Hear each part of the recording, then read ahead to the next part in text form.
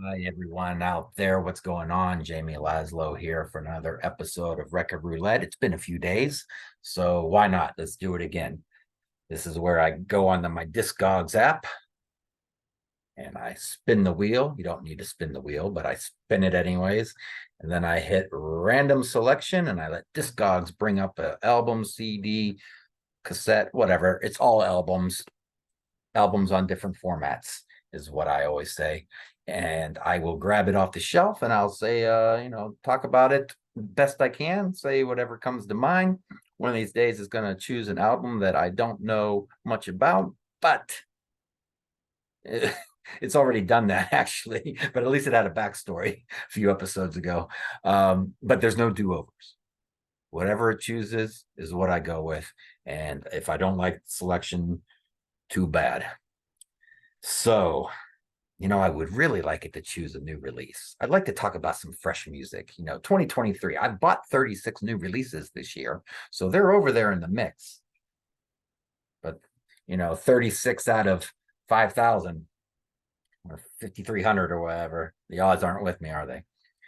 So, I'm on track to buying like 70 new releases this year. That's a lot. That's a lot of cash that I'm dishing out just for new releases this year. So in December, maybe I'll rank them all. You know, I might have 70 new releases. Maybe I'll just rank them all in a video. That would be a lot of talking. So, all right, spinning the wheel. I don't know what it's going to pull up. Random selection item. Oh boy. Is it the CD or is it the LP? It's the LP. Well, it's a common album. I will say that under S. you know, You used to be able to find Simon and Garfunkel's greatest hits in the dollar bin quite a lot.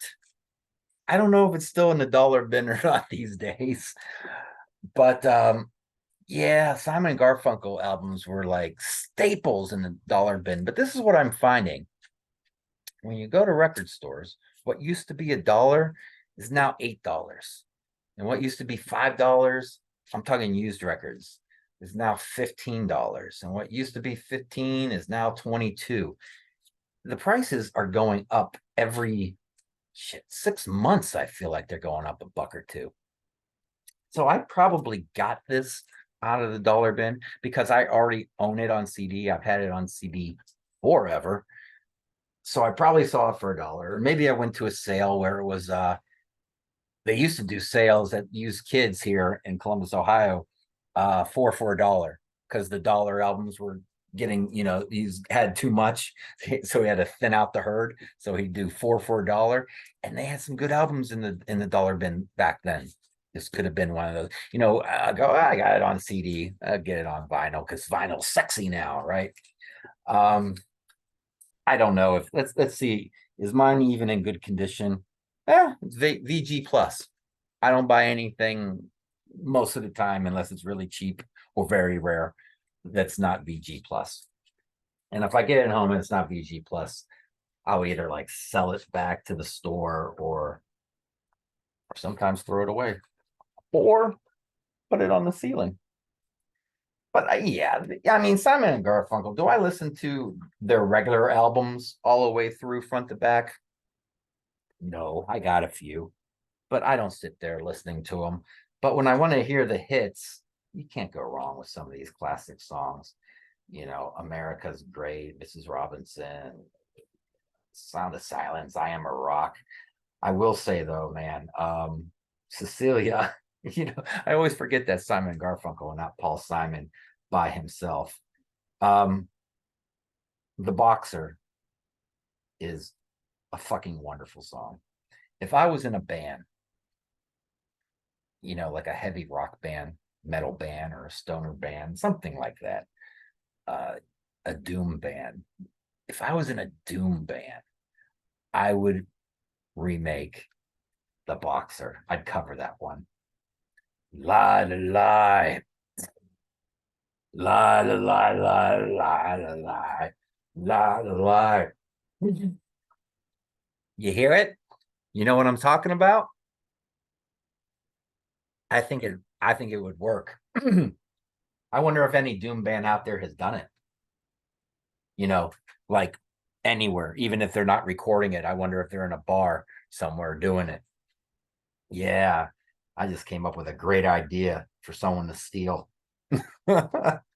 So yeah, Simon and Garfunkel's greatest hits, probably the only album I listen to when I want to hear Simon and Garfunkel. I have another one on CD that's more extended, more tracks, but when it comes down to it, when it comes down to Paul Simon in general, give me Graceland and give me this. I know he just released a new album that's supposed to be fantastic. I sampled it. Yeah, it's creative. Yeah, musical genius, work of a musical genius. I'm never going to listen to it. I'm never going to be in that mood. So, but I get it. If it presses your buttons, great. It's not pressing mine.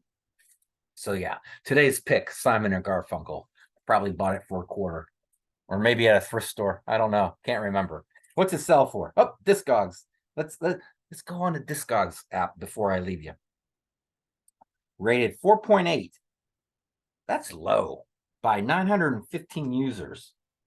4.8. Anything below 4 on here is normally seen as being a crappy album. And 4.4 and above is pretty good. 4.8 is low. Why? Because it's just the hits and doesn't have like deep cuts that people want? I don't know. The average price is $8. The highest was $60. Even if it's sealed, why would it go for $60? I have no idea. I'm pressing on that to see if I can see. No, I don't know. On May 4th of this year, near mint copy with a sleeve and VG plus, 31.25. Somebody spending 31.25 on a used copy of this thing? You people are nuts. And whoever spent $60 on it, I don't care if it's signed by both guys. It's not worth $60. Well, I guess signed by both guys, it'd be a lot more than 61. It'd probably be 600. But yeah, it's $28 in October of 2021. You know what? Some people sell stuff on Discogs for crazy amounts of money, and I'm like, who would spend that on that album? Well, I'm looking at them. So yeah, old dollar bin album selling for $30 plus shipping. Whatever. All right, guys, that's the video. Short and sweet. You go on with your life, I'll go on with mine, and call it a day. All right, later, guys.